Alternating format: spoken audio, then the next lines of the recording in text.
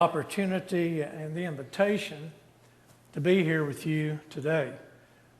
We have a couple of friends that we met back in 1980 from the old Trinity Lane Church, and that's Bobby and Carol Carver, and they are here with us this morning, and it's so good to see them. I want to welcome you to our first lesson on our study of the Exodus. This is a study based upon archaeology and geography and long-standing tradition. We're going to be, in this first lesson, talking about the conquest of Canaan. And we're going to be looking at the destruction of 3 cities under the leadership of Joshua. And that is the cities of Jericho, Ai, and Hazor. Did I tell you my wife's name? I just thought I'm going to be in trouble. Andorra. So thankful Andorra is here. These 3 cities were burned under the leadership of Joshua by the commandment of God. And we're going to be looking at some archaeological evidence that shows that that's exactly what occurred in the land of Canaan. Let me say up front that these 2 lessons have been reduced and condensed down to 2 lessons. The 10 lessons I had the opportunity to do in Lubbock, Texas in September on film, and will be made available for churches and for schools. But it has been condensed to 2 lessons, and so you can imagine how much detail is being left out in this presentation. We're going to cover the conquest in this one, and then during the preaching assembly, I'm going to be covering the Exodus. God promised Abraham a nation. To have a nation, you have to have a people, you have to have a law, and you have to have a land. God gave them the people in Egypt, gave them the law at Mount Sinai, and gave them the land of Canaan. The Israelites were not an indigenous people. They did not grow up in the land and take control of the land. They came from outside the land and conquered the land under Joshua and by the power and by the providence of God. That's what the Bible teaches, and that's what archaeology and geography shows us. 430 years involves the sojourning of the Israelites from the time of Abraham in Haran, where he spent 5 years, where the patriarchs spent 215 years in Canaan, and where the people of Israel spent 210 years in Egypt. And when you add those years together, it's 430 years. The sojourning of the Israelites, starting with Abraham in Haran, Canaan, and then Egypt. And that brings them to the Exodus and brings them to Mount Sinai. That's stated clearly in Exodus 12:40, confirmed by Paul in Galatians 3 and verse 17. They spent about 11 months at Mount Sinai. And then 40 years in the wilderness. Much of that time was in Kadesh Barnea. When they were ready to enter the land, they asked permission from the Edomites to pass through their country. They were not granted that permission. They didn't go into war with them because they're brethren. You recall that the Edomites are descendants of Esau, Jacob's brother. So they're not going to war with them. They head south and come to Mount Hor. According to Numbers chapter 20, 20 through 24, it's time for Aaron to die, God says. And so he died, and they buried him on top of Mount Hor, a mountain which we believe to be in present-day Jordan, which at that time was Edom. And there's the mountain. You can see the monument on top of the mountain. It's called Jebel Aaron, which means the mountain of Aaron. On top of the mountain is a monument, and also where they believed Aaron was buried. There on the right.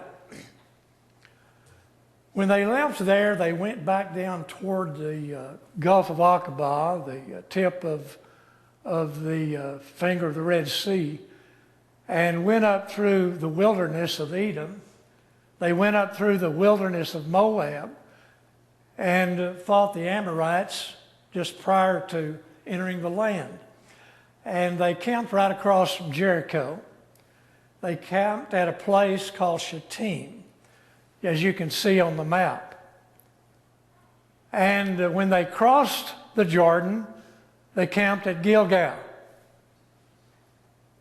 Now, when they crossed Jordan, prior to crossing Jordan, I wanted to mention this. Moses dies. He's buried on Mount Nebo. He's 120 years old. God buried him. But just look at how beautiful that land is that Moses looked at and viewed before his people entered that land of promise that God made to Abraham so many years ago. We need to establish the biblical date for the conquest. That comes from 1 Kings 6 and verse 1. It came to pass in the 480th year after the children of Israel had come out of the land of Egypt. In the 4th year of Solomon's reign, he began to build the house of the Lord. Solomon reigned between 970 and 930 BC. And so 4 years into his reign would be 966 BC. That date was established by Edwin Thiel based upon the reign of Assyrian and Babylonian kings, a synchronism that all mainline scholars accept. There are no scholars who do not accept this date. However, they end up manipulating the 480 years to fit a Ramesses theory that we don't have time to talk about. So you take the 966 BC years plus the 480 years, you always have to add going toward Adam, and that gives you 446 BC for the time of the Exodus. And then you have to subtract 40 years for the wilderness, which would make the conquest at 1406 BC. Now, God's instructions to Joshua. The Lord said to Joshua, get ready to cross the Jordan River into the land I'm about to give you. You're not going to win it. You're not going to seize it. I am going to give you the land. I will never leave you, and I will never forsake you. Be strong, be courageous. There you see a makeup of the sea, the Dead Sea, the Jordan River, Jericho in the Transjordan area, and Ai on the West Bank. 3 campaigns, the Central Campaign, the Southern Campaign, and then the Northern Campaign that we'll talk about a little later, Hazar, up north of the Sea of Galilee. After crossing the Jordan River, they set up 12 stones, representing the 12 tribes of Israel. They set those stones up where they were camped at Gilgal, close to Jericho. And it was to remind them of what God had done for them by crossing the Jordan, and how he dried up the Jordan just as he dried up the Red Sea. These stones, again, represented the 12 tribes, and it was to remind them of what God had done for them, and also that the land might fear Jehovah, that all the people might know that the hand of the Lord is powerful, and always fear the Lord, and they did. The land was already trembling in fear. They were melting in fear because for 40 years, all the nations knew about the crossing at the Red Sea. And so they're fearful, rightly so. Joshua 6, 3 and following. The Lord said to Joshua, march around the city for 6 days. On the 7th day, march around the city 7 times. When you hear them sound a long blast on the trumpets, have all the people give a loud shout. The wall of the city will collapse, and the people will go up, every man straight in. Every man straight in. How are they going to do that when it's a 2-walled fortress with walls 25 foot high and over 10 foot thick? Well, God said the walls will collapse, And that word in the Hebrew means they fell beneath themselves. They didn't fall out, didn't fall in, they just crumbled and fell straight down like a blown up building. And it made a ramp that enabled them to go straight into the city. And we'll talk about that in a few moments. Jericho is described as a strong fortified city with walls and a gate built on a hill so that any attackers had to go up to take it. Ancient Jericho has been uncovered. In the early 1900s, excavated by the Germans. In the 30s, excavated by the British. In the 50s, excavated by Kathleen Kenyon. And in the late 90s, excavated by the Italians and the Palestinians. This is modern Jericho, an oasis city, because there's a fountain there, there's a spring there, was there in Joshua's day, still there today, a city of about 20,000 Palestinians. It's the oldest city in the world, they claim. You'll see that on the wall there. And right in the center of this modern city is Tel Jericho. You can see that mound, that hill where they've been digging. That's ancient Jericho that was destroyed by Joshua and the Israelites. Here's a close-up of it. You can see where they've been digging down deep into the earth for the past century. It's near the mountains that you can see. It had to be taken for them to be able to cross the mountains and take other city-states as they conquered the land. Tel Jericho. Tel is an archaeological term which simply means mound or hill. And it's where people lived, different civilizations lived. It's about 10 acres. And the deeper down you dig, the older the civilizations. People would move into an area and live there for a number of years and then either abandon the area or it would be destroyed, and then another people would move in later and they don't remove the debris, they just build on top of it. And you can end up with layers of civilizations dating way back. There is a mound, a hill that has not yet been excavated. And you can tell that it's not a normal hill. But civilizations live there in that hill. It's like a 4-layer cake. Layers where people lived. John Garstang in 1930, a British team that he led, uncovered a layer, notice that term, uncovered a layer of destruction that matched the biblical story. He dated it around 1400 BC. That's the time of Joshua. That's why we need to establish that date, you see. He dated it by the pottery and the weapons and things that he found there. But then Kathleen Kenyon came along in the 50s and turned everything upside down. She did not really analyze the pottery. She judged everything more of what she didn't find than what she did find. She didn't even record what she found in the pottery. And she dated the fall of Jericho 150 years prior to Joshua. And therefore, things took a dramatic turn when she dug there in the 50s. Again, she dated the destruction at 1550 BC by the Egyptians. Not by Joshua, but by the Egyptians. There's no proof that the Egyptians were even there at that time. And there's certainly no proof for the 1550 BC date that she gave for the time. Again, she claims that's hundreds of years before Joshua. And she said, in Joshua's day, therefore, there were no walls to conquer at Jericho because he came along many years after they were already destroyed. A wave of skepticism swept across the field of archaeology. And it appeared that Kenyon's discoveries at Jericho had undermined the entire Exodus story.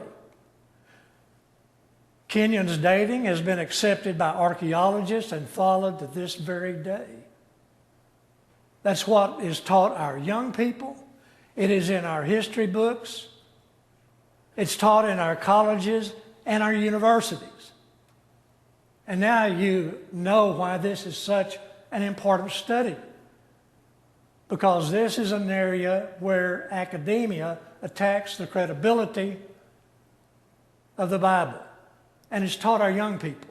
And they lose their faith as a result of it. If we don't know where academia is attacking the credibility of the Bible, we're not going to know how and where to make our defense for the credibility of the Bible.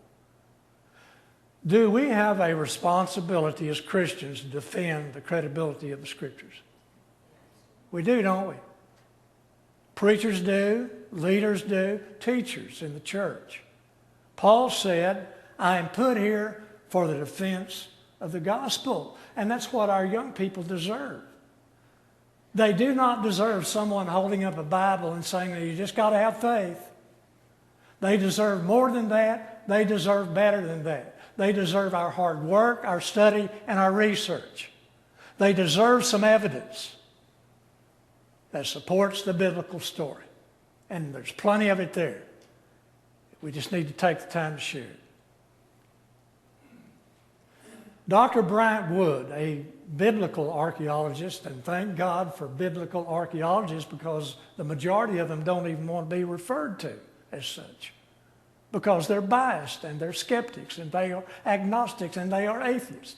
That wasn't true back in the 30s and 40s. But then from the 50s on, we've got a bunch of atheists and archaeologists. You think they're going to try to interpret the data correctly to support the Bible? But men like Dr. Wood, a great archaeologist from Pennsylvania, he said you have to look at the evidence and come to a conclusion based on the evidence and not what some biased and skeptical authority figure says. Follow the science, follow the data, the evidence, and make your own interpretation. Don't let somebody else make the interpretation for you. So we're going to share some evidence. Bryant Wood and other archaeologists like David Livingston and Scott Stripling have exposed Kathleen Kenyon's analysis to be incorrect. Bryant Wood spent a great amount of time analyzing the Canaanite pottery from Jericho. There you see a picture of the pottery. Included, it was in use in 1400 BC, the exact time of Joshua and the Conquest. Now, granted, he made it late Bronze Age, whereas David Roll and others make it the Middle Bronze Age. They agree on the date, but then when it comes to the Egyptian chronology and whether it was in the Middle, Late Bronze Age, Iron Age, sometimes they disagree. But at this point, what is important is the date and the evidence. John Garstang was right after all. What was uncovered by these excavations, starting as far back as the early 1900s? A fortified city with brilliantly designed walls, a city with walls that fell beneath themselves, a city that was severely burned with fire, as was commanded, a city with a northern gate and houses attached between the walls. You remember the Bible talks about Rahab living in a house attached to the wall, other houses for her family. We know the story.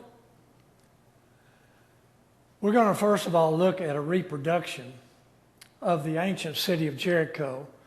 And you can see the upper wall and the lower wall. Those walls are 25 feet high, over 10 foot thick.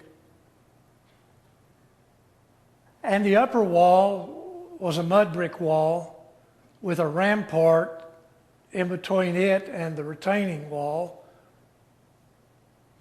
about 30 feet below.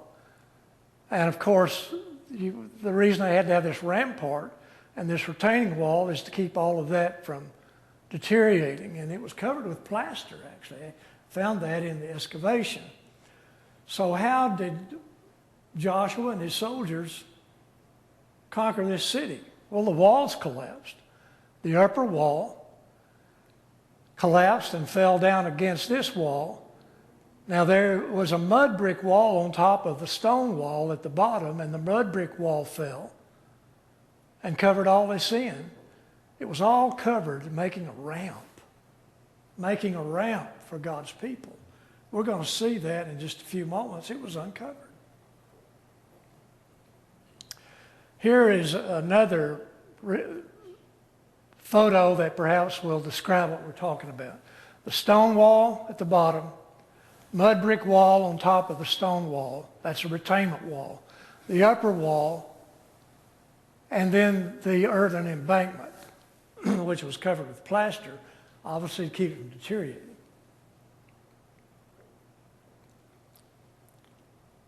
The walls fell beneath themselves. Here is Kathleen Kenyon's drawing of it in her book.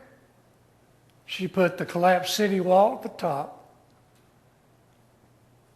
the plastered slope, the stone revetment wall, and the fallen bricks from actually both walls. And there you're looking at it. That's the actual stone wall, the retaining wall. And about 30 feet up, the only thing that's left of the city wall is a foundation. All of this was covered up, and they've dug it all out. You can see how that stone wall is still there. All of this was uncovered. Bright wood standing on top of that wall. And right here, there is the bottom retainment wall, the rock wall, the ramp, and right there is one of the bricks that fell off of the walls. Is that evidence that has been uncovered? The walls around a fortified city that was burned. The destruction was complete. Walls and floors were blackened by fire. Every room was filled with fallen bricks, timbers, and household utensils. This is Kathleen Kenyon's report. The collapse of the walls of the eastern room seems to have taken place before they were affected by fire. Kathleen Kenyon. That's what she reported. She just misinterpreted it. Excavations at Jericho, page 370. In Joshua 2:12, this is what Rahab said when she hid the spies. And she wouldn't tell on them if God would spare her and her family. Please swear to me by the Lord that you will show kindness to my family. Give me a sure sign that you will spare the lives of my father, my mother, my brothers, my sisters, and all who belong to them. So there were several houses that they lived in attached to the wall. Actually, a poor section, not a wealthy section. So she let them down by a rope through the window, a scarlet rope. Well, no, we'll talk about scarlet rope in a moment. This is not the scarlet rope. For the house she lived in was part of the city wall. Tie this scarlet cord in the window through which you let us down, and your family will be spared. We know that story, don't we?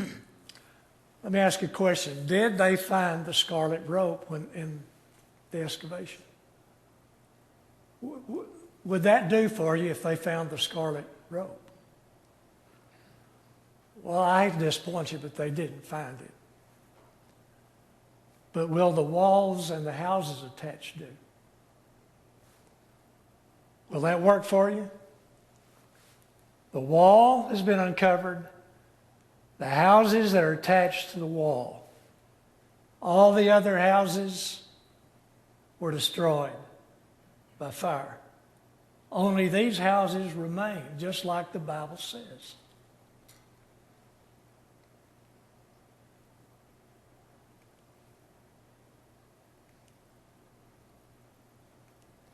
Here you have another photo.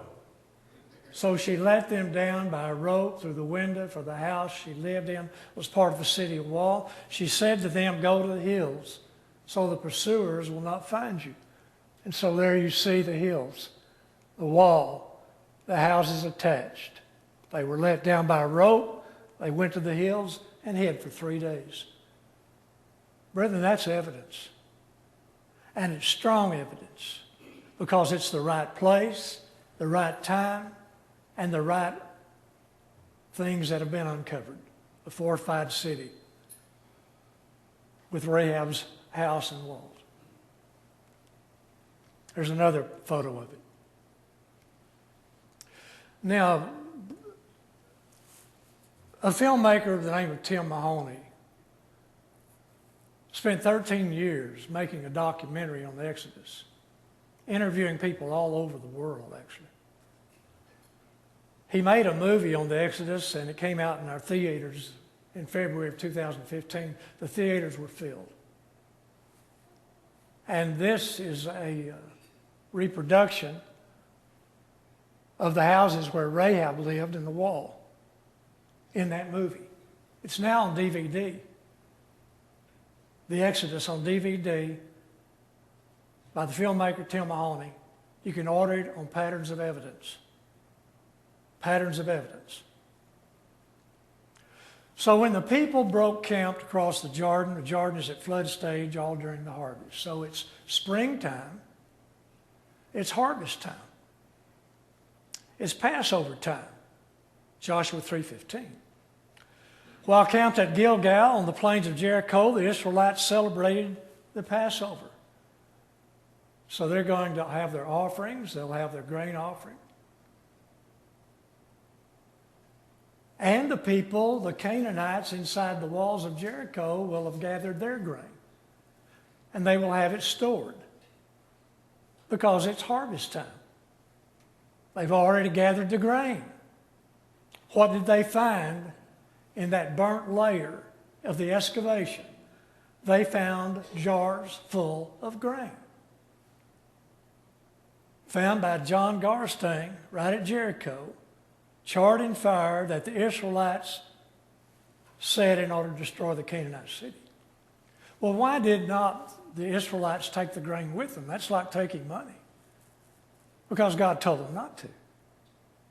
He said, you don't plunder the city. You can take the silver, the gold, put it in my storehouse, my treasury. Everything else in the city belongs to me. It's to be offered to me. They left the grain.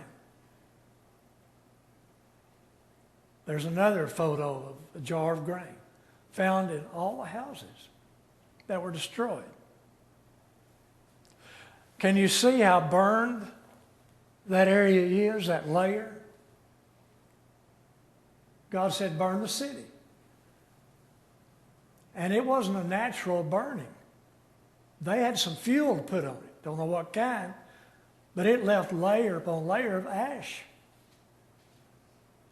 You remember the layer cake? It's not difficult to know which layer was burned. And when you dig down in archaeology, it's not difficult when you come to a layer of civilization to know if that place was burned. Jericho was burned. Now, we're going to talk about the fall of Ai and Hazar and the gathering at Shechem. Ai, very close to Jericho, in the Transjordan, not in the Transjordan area, but of the West Bank. Geographical and topographical information about Ai. Let's look at that in the text. In Joshua 7, Joshua sent men from Jericho to Ai, which is near Beth-aven, east of Bethel.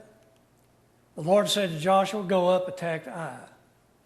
Set an ambush behind the city, between Bethel and Ai, to the west of Ai. So notice that the Bible's very specific. It's nearby Beth Haven, east of Bethel. Go up, so it's in high country. An ambush was to be set between Bethel and Ai. The entire force that was with Joshua marched up and approached the city and arrived in front of it. They set up camp north of Ai, with the valley between them and the city. He took 25,000 of his troops on a hill north of Ai, the fortress.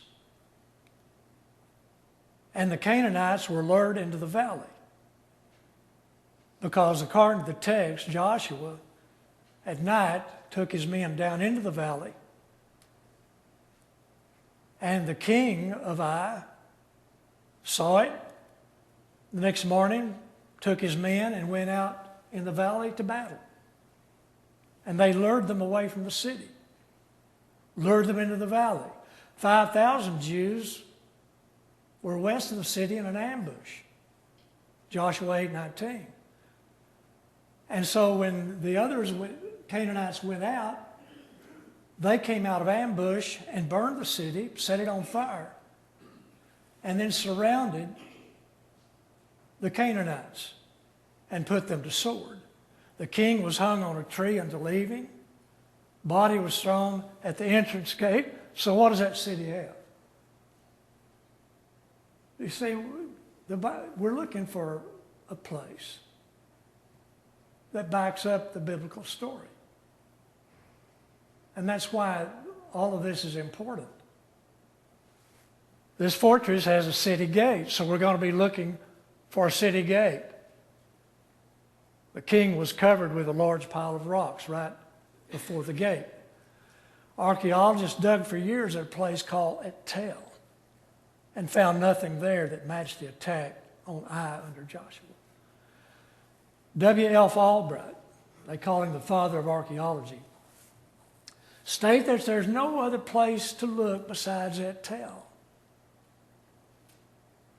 He's biased.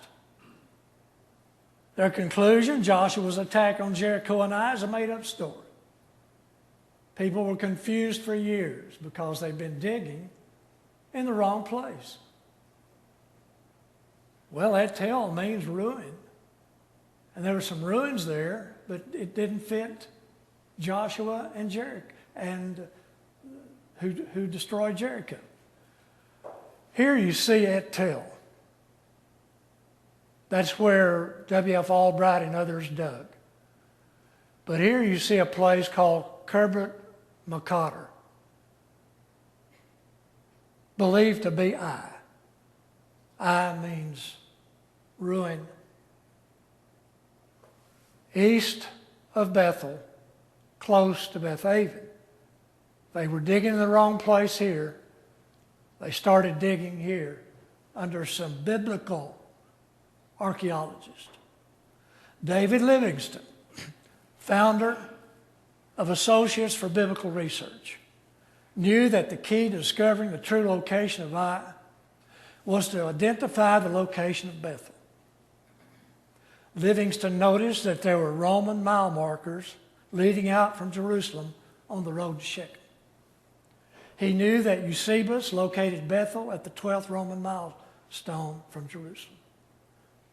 So he followed that particular guideline, started digging at Makader,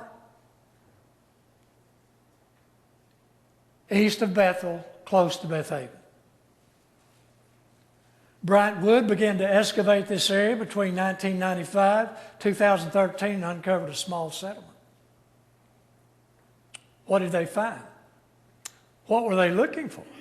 Well, they were looking for a fortress destroyed by fire. They were looking for a gate, a hill north of the city, and a valley. They were looking for a place east of Bethel, close to Beth Haven, and a place for ambush between Ai and Bethel.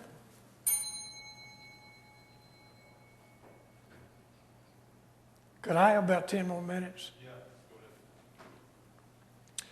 Now, here's a modern view of it. There's that tail. You can see where they've been digging. A mile away, Kerbet Makader. Ai, where they've been digging. West, Bethel.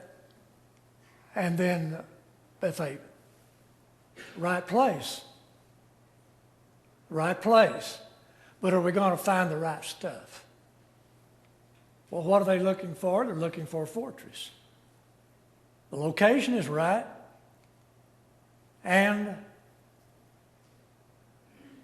the fortress is there.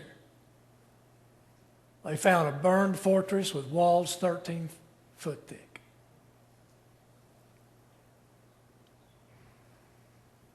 Four acres, a fortress with an entranceway and a northern gate. A reproduction with the high walls, thick walls, and you'll notice where the gate is, they have an entrance.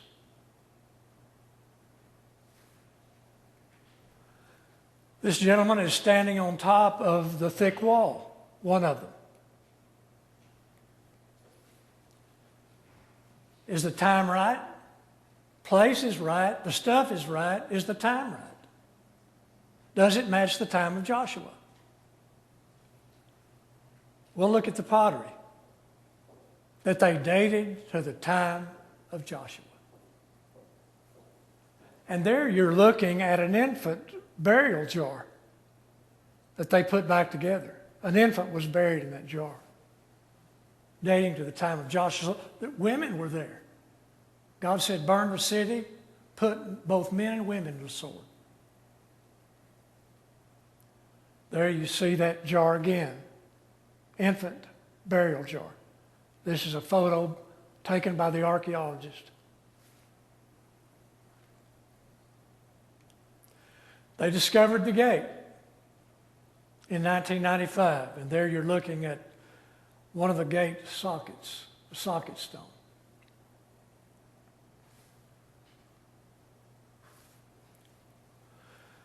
You're looking at the south pier of the gate and the upper socket stone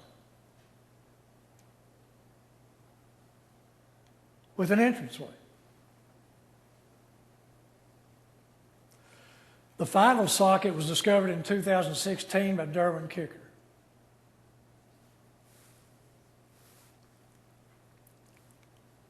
Destroyed by fire. Joshua 8:28. Sling stones were found both in the inside the fortress and outside the fortress. Can you imagine sling stones that large? Those came from Ai. They dug them out of the ground, and this gentleman has them at a church on display. I understand with a good sling, those things could be whirled through the air at 150 miles an hour. I'd like to be hit with one.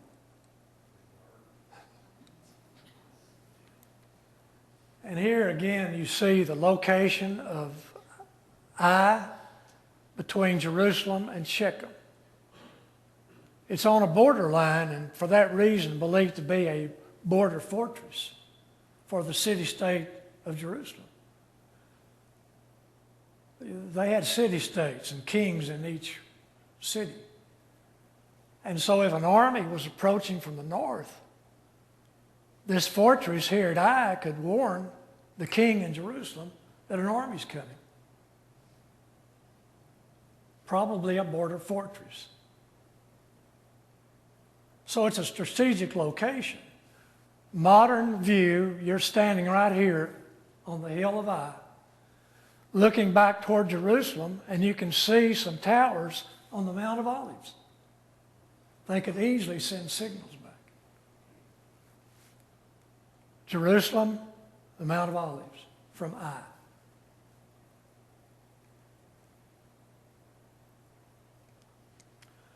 There's the hill north of the city that the Bible talks about. The fortress, the hill north of the city, where Joshua assembled his troops, the valley, where he took them into the valley at night. They left. Ambush came in, burned the city. They battled right there in that valley. They came before the city and camped on the north side of Ai, and a valley lay between them. Now you're on the hill where Joshua was with his troops. And you're looking at the valley and then Ai, the fortress. Well, what about the ambush? You got to be able to hide. And you can see the location of Bethel. He said, set an ambush between Ai and Bethel, west of the city. This is west. There's the wadi. They were hidden. That's where they came out of ambush and came to Ai and burned the city. So, you have the right time, the time of Joshua. You have the right place, east of Bethel. You have the right topographical and archaeological evidence. Do our young people need to hear this? Do they need to hear this?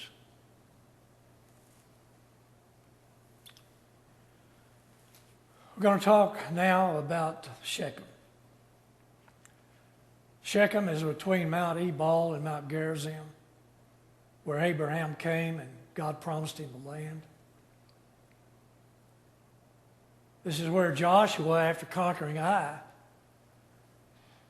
goes and gathers God's people, part of them at Mount Gerizim, part of them at Ebal, and he reads the book of the law. It's a natural amphitheater between those hills. And he read the covenant of blessing and cursing. Moses told him to do that. Moses commanded him to do that. Take the people to Shechem and read them the covenant of the blessings and cursings.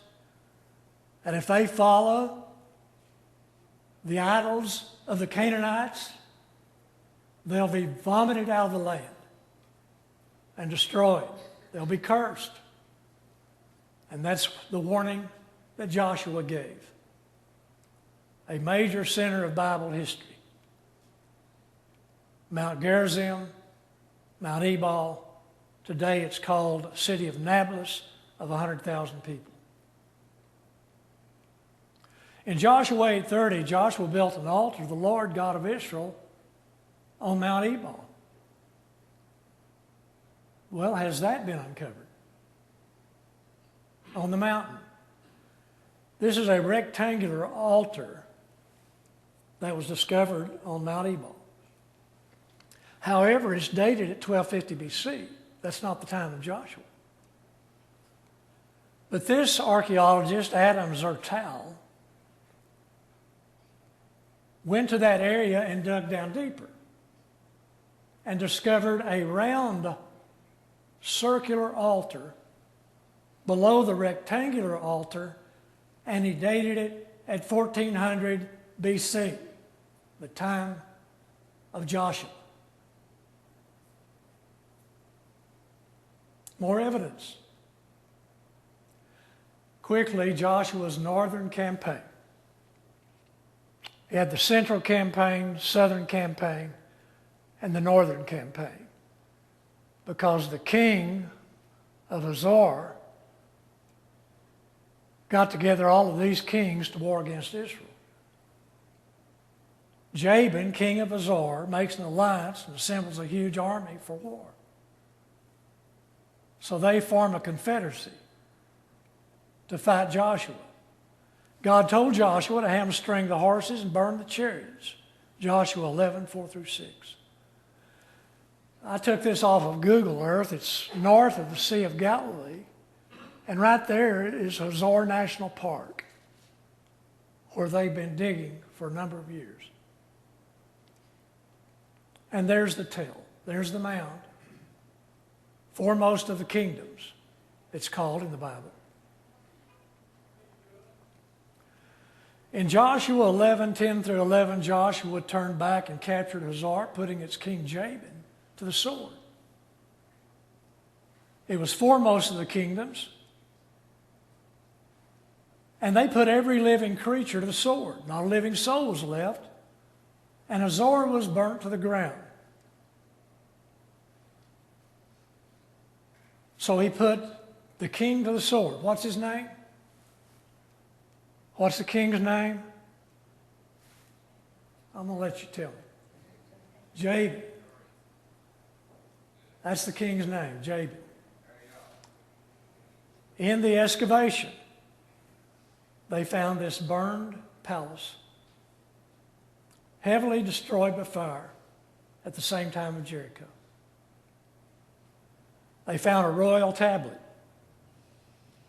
They dug this royal tablet, a letter, out of the ground that was addressed to the king, who lived at that palace, the king of Hazor. What do we say the name of the king is? Guess what name is on this letter? Jabin. Now, brethren, when you've got a name coming out of the ground, you've got history. You have history. That's a text, a letter coming out of the ground, supporting the biblical story. Other cities were suffering during this time. Archaeology lists all these cities. This is not the Bible's list. This is the list made by archaeology. But guess what? Every one of them you find in the Bible. Every one of them match. Now Joshua returns to Shechem and he dies. And you know that in his farewell address he encourages them to serve the Lord. But I don't know if it was at this time or earlier, but it's nevertheless toward the end of the book of Joshua that the Bible says that the bones of Joseph, which the Israelites had brought out of Egypt, were buried at Shechem in the plot of land that Jacob had purchased. And there's Joseph's tomb at Shechem that was taken in the 1800s. And this is where Joshua said, choose this day who you're going to serve. Make up your mind who you're going to serve. Either the gods of this world or Jehovah God, who created heaven and earth. On that day, Joshua made a covenant for the people. He drew up for them decrees and laws. He took a large stone and set it up there under the oak near the holy place of the Lord. The Tower of Shechem, 200 yards from the shrine of Joseph's tombs, is the remains of an ancient fortress temple discovered by Ernest Selden. Found a platform of which a massive two-towered temple had been erected. In Judges 9, it's referred to as the Towers of Shechem. And that's where Joshua gathered his people after the conquest and erected a covenant stone. In front of the temple, he erected the covenant standing stone. It's been uncovered by Ernest Selden. Here is a reproduction of it. The Twin Towers, the covenant stone. Relatively large area. Here's the actual excavation. And right there is the standing stone. You are looking at the standing stone, the covenant stone that Joshua and the Israelites had their hands on 3,500 years ago.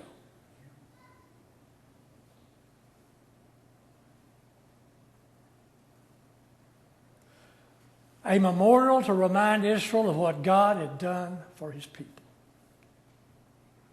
A memorial to remind Israel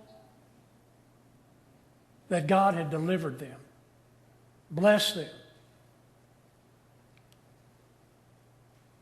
In the New Testament, this is our last passage. Jesus was entering Jerusalem. They were shouting, Hosannas. Who comes in the name of the Lord. Blessed is the King who comes in the name of the Lord. Peace in heaven and glory in the highest. Some of the Pharisees in the crowd said to Jesus, "Teacher, rebuke your disciples." You remember what he said? I tell you, if they keep quiet, these stones will cry out.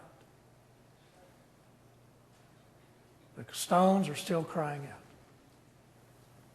from the ground that there's a God in heaven who loves us, a God in heaven who gave us a story, the only true story for the whole world. And that story is true. I hope you've enjoyed our study this morning. And during our preaching assembly, we're going to talk about the Exodus and the evidence available for that. Thank you so much.